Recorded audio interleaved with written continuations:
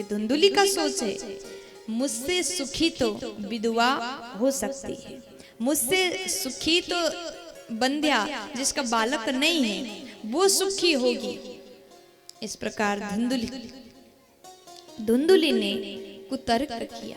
फिर भी सहेली ने समझा फल खा लो।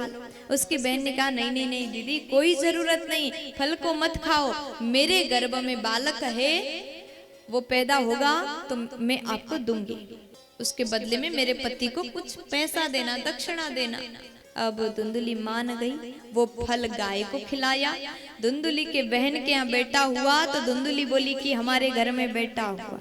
आत्मदेव जी महाराज बड़े खुश हुए, नगर में हल्ला कर दिया कि हमारे घर में बेटा हुआ, बेटा हुआ। अब तो सब खुशियां मनाने लगे, खूब खुश हुए।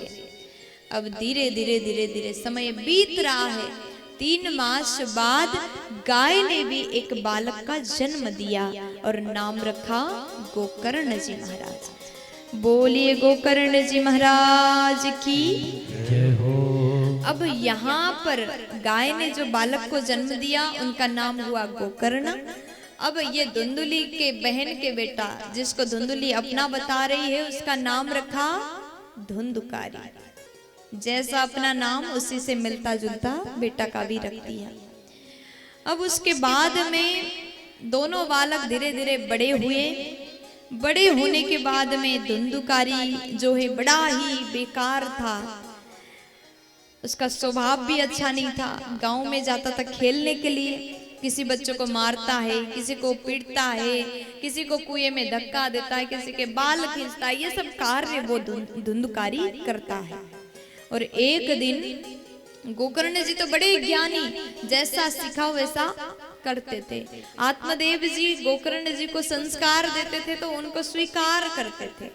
और गोकर्ण जी महाज्ञानी हुए, धुंधुकारी बड़ा मूर्ख हुआ।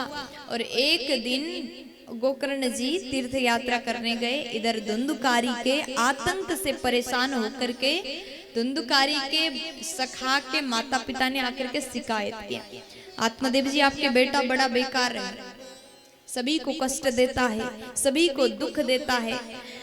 अब यहाँ पर आत्मदेव जी सोचे कि ऐसा बेटा होने से अच्छा देखिए बालक कैसा होना चाहिए, संस्कारी, ठीक है, बालक हो तो आज्ञाकारी हो। हर माता पिता यही चाहते हैं कि हमारा बेटा इतना अच्छा हो कि हमारा नाम रोशन करे। ऐसा कौन से माता पिता होंगे जो चाहते होंगे कि हमारे बच्चे गलत कार्य करें? कोई नहीं चाहता। कौन से माता पिता होंगे कि जो चाहते होंगे हमारे बेटा सड़क में बैठ करके मदिरा पिए, शराब पिए? कौन चाहता होगा? कोई नहीं चाहता है। अगर आप भी ऐसा नहीं चाहते हैं तो संस्कार अभी से देना प्रारंभ कर दीजिए। संस्कार कब से देना चाहिए? जब बालक गर्भ में हो।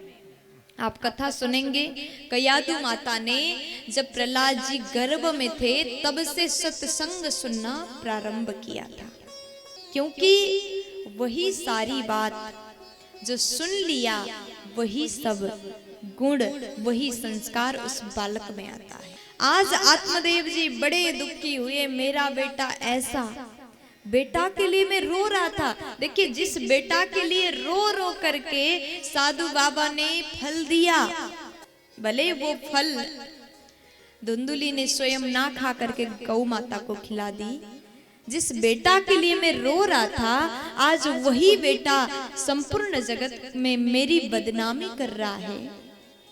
अगर बेटा गलत कार्य करेगा तो नाम उसका नहीं प्यारे, आपका खराब होगा, आपका बदनामी होगा। अरे देखो फलाना का बेटा तो ऐसा है, उसका बेटा तो सबकी बुराई करता है, सभी को मारता है, उसका बेटा तो चोर है, उसका बेटा तो डाकू है। नाम खराब हुआ माता पिता का। इसलिए संस्कार भी आप ही को देना चाहिए। आप चाहोगे हमारा बेटा पढ़े लिखे समाज सेवी बने, सुंदर कार्य करने वाला बने, सतमार्ग में चले, तो बचपन से संस्कार दीजिएगा। भविष्य उसका और आपका भी सुधर जाएगा। प्यार से बोलना पड़ेगा।